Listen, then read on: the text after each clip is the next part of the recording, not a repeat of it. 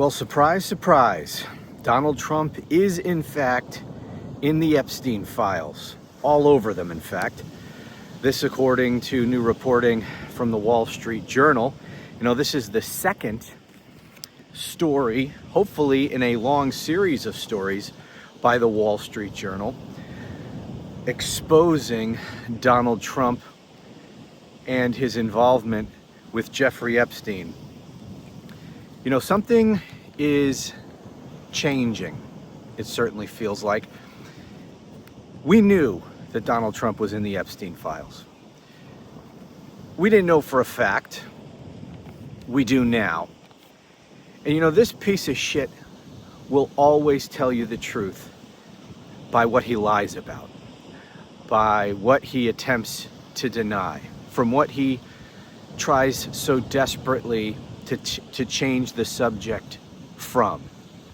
And so it was obvious from the beginning that he was in these Epstein files. And as I said, I think something, at least the sense I get, is that something is different. Something feels different. Something feels like the worm is turning.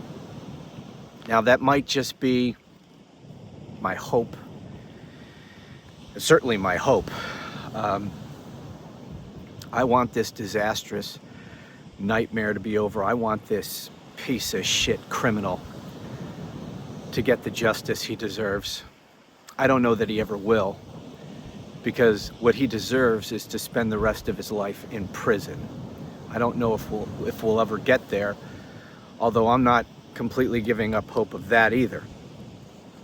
Even with presidential immunity, there is a lot, even with that ridiculous Supreme Court decision, there is a lot that this man is doing and that he has done that presidential immunity, as ridiculously stated in that awful Supreme Court decision, will not apply to, will not cover, will not save Donald Trump. So let's hope one day we get there. But first things first, as to this ongoing Epstein saga, you know, here we have the reporting coming out from the Wall Street Journal. And I believe part of this, something feels like it has changed, is the fact that Rupert Murdoch, who owns the Wall Street Journal, apparently has made a decision just to go all in and to cover this story. The fact that he's even covering this story, let alone standing up to Trump, who threatened him with a lawsuit and then did sue him. Of course, as I discussed, that lawsuit is going nowhere. It's a PR lawsuit. There's not a chance that lawsuit even makes it to discovery. But the fact that Rupert Murdoch not only allowed his publication to investigate Donald Trump and his ties to Epstein, and then stood up to Trump after being threatened by him and basically saying, yeah, F you, I'm publishing. Why? Why would he do that? I mean, more than anyone else on the face of the earth, Rupert Murdoch is responsible for giving us Donald Trump. Without Fox News, without Rupert Murdoch, there is not a chance in hell this man would have ever become president. He never even would have gotten the nomination in 2016. So why? Why is this man who gave us Donald Trump now allowing this devastating reporting to be done on Donald Trump and his ties to Epstein? Has he decided that he's done with Trump? Is he attempting to bring Trump down? I don't know. That certainly is a possibility. But all of this stuff going on right now, it seems to me we're reaching an inflection point where it's going to break one way or the other. Either Donald Trump will be successful in covering this up and putting a lid on it and changing the subject, and this whole thing just kind of peters out. Or the dam is going to break. It just doesn't feel like this is something that can continue the way that it's continuing, the way that it has been. It can't just keep going on like this. Something's got to give one way or the other. And I sure as hell hope that the whole thing just blows up and takes this criminal piece of shit down. Now today, we supposedly have, thank you so much for that, guys. We apparently have Todd Blanche, who is the Deputy Attorney General, and importantly, Donald Trump's former defense attorney. Apparently today he's going to be meeting with Ghislaine Maxwell, going to conduct an interview, going to meet with her lawyer. We'll see if that happens. But do you realize how strange and unusual that is? She was sentenced to prison 3 years ago. Now all of a sudden, they're going to talk to her. And Todd Blanche put out a statement yesterday saying that for the first time ever, the Department of Justice is reaching out to Ghislaine Maxwell. They've never talked to her before. That's utter bullshit. Or they never attempted. They said the first time ever that they're reaching out to her. They've never attempted to talk with her. That's bullshit. Of course they did. Maybe she didn't talk. Maybe she, just invoked her right to remain silent. But the idea that they never attempted to talk to her and find out what she knows is an absolute lie. That's the cover story. That's what they're telling the cult to make them think that they're getting to the bottom of this. We all know what's going on here. This is a cover-up, and she's a loose end. And Trump is desperate to keep her quiet. So he's there to broker some sort of a deal for a pardon, for an immediate pardon, for a commutation, to let her out of prison now, but not completely pardon her later. Maybe just keep your mouth shut and I'll pardon you on the way out. I don't know what the deal is. But let me tell you, he will make any deal to shut her the hell up. And then deal with the consequences later. Deal with the fallout later. Deal with the cult later if they don't accept whatever deal. Because this deal, if there's a deal to pardon her, that's not going to be too well received. And she's got to consider this. Even if he pardons her, she's still out there with information. And as long as she is alive, there's the possibility that she could spill the beans.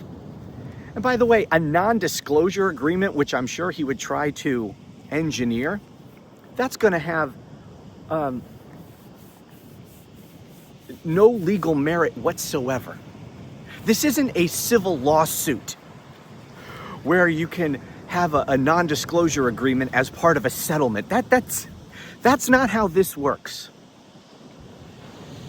A court would find a non-disclosure agreement. I'll give you a pardon in exchange for you keeping your mouth quiet about Donald Trump. That would be completely unenforceable at law. So I'm sure that will be floated around out there if there's any sort of a deal, that there's a non-disclosure agreement. That would be completely unenforceable. Completely illegal. And whether there's a non-disclosure agreement, say there is a non-disclosure agreement. Once a pardon is a pardon. You can't undo a pardon. It's done and over with as soon as it's granted. So say Trump has some bullshit non-disclosure agreement that is legally unenforceable, and then she spills the beans later. What can he do then? He can't unpardon her and send her back to prison. Maybe he tries to send her back to prison on something else, but he can't take away the pardon. What's he gonna do? Sue her? Whoopee. No, what Ghislaine Maxwell should factor into her thinking is that as long as she is alive, she is a threat to Donald Trump. And the safest thing for her is to spill the beans now. Tell what you know now, because as long as you are quiet, then it is in his interest to keep you quiet forever. And the best way to do that is to Epstein you. So you should think about that. Not that she's watching this. And the other thing that's so absurd, so unusual, of course, does the media even report on this? Honestly, I don't know. I've kind of been checked out from the media, but I seriously doubt it. Todd Blanche, who not only was Trump's personal defense lawyer, but he is the deputy attorney general, going to prison to do a witness interview? Deputy attorneys general don't do witness interviews. The whole thing just stinks to high heaven. And anyone with two brain cells to rub together can see it. Of course, as usual, the media is letting us down. So as near as I can tell, the media is letting us down in the way they cover this. But what we're seeing is 100% an absolute top to bottom cover-up. Now we know that Donald Trump was in those files. We know that he was told in May. He was personally briefed by Pam Bondi and the top DOJ officials that he is in those files multiple times.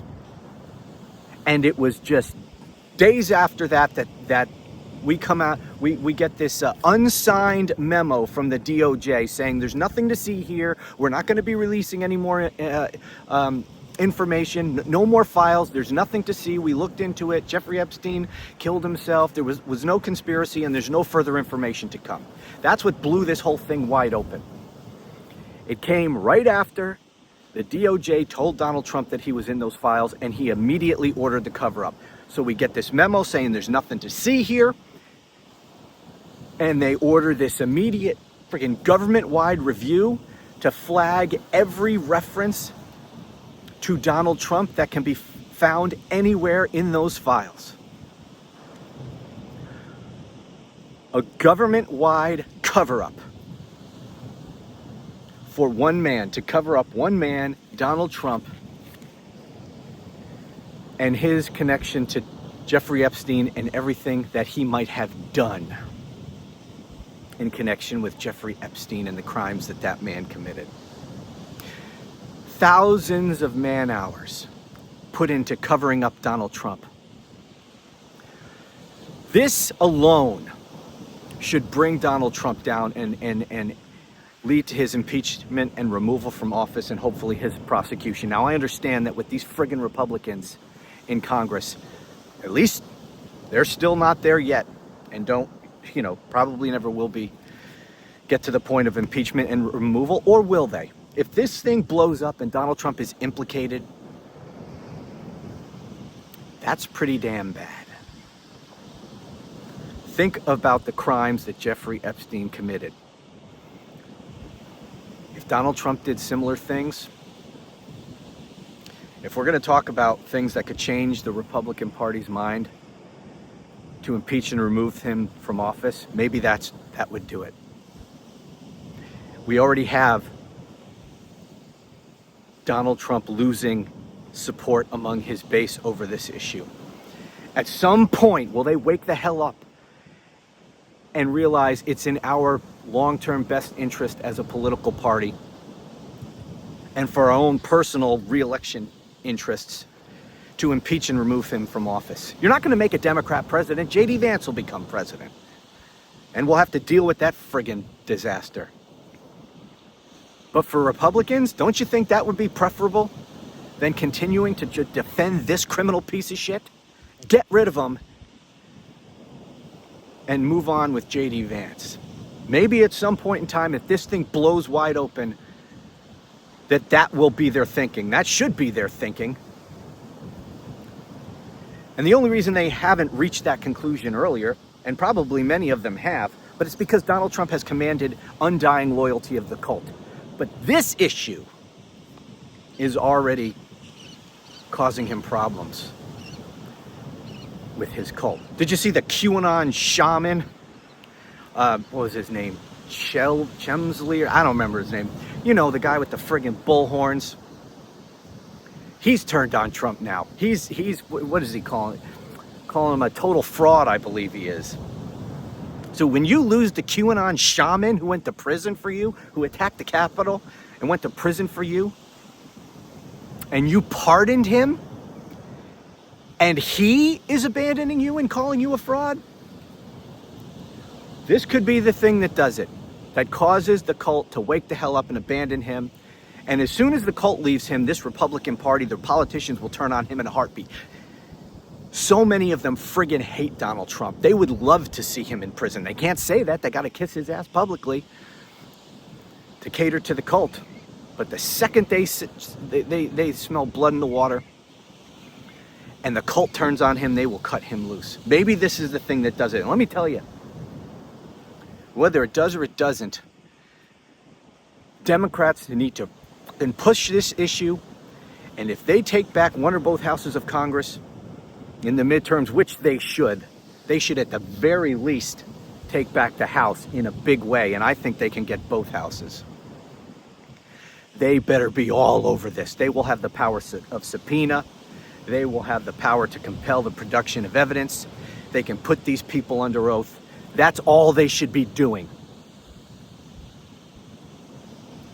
And if they don't deserve to be a political party anymore. Anyway, first things first. Step one is, let's keep pounding this. Let's do whatever we can. Break the dam wide open on this. Don't let this piece of shit criminal change the subject. Don't let his cover-up be successful. One way or another, it seems to me, maybe I'm wrong, but it certainly feels like something's gonna happen. We can't keep going on like this. So keep up the pressure, and I'll talk to you again soon. Thanks for watching.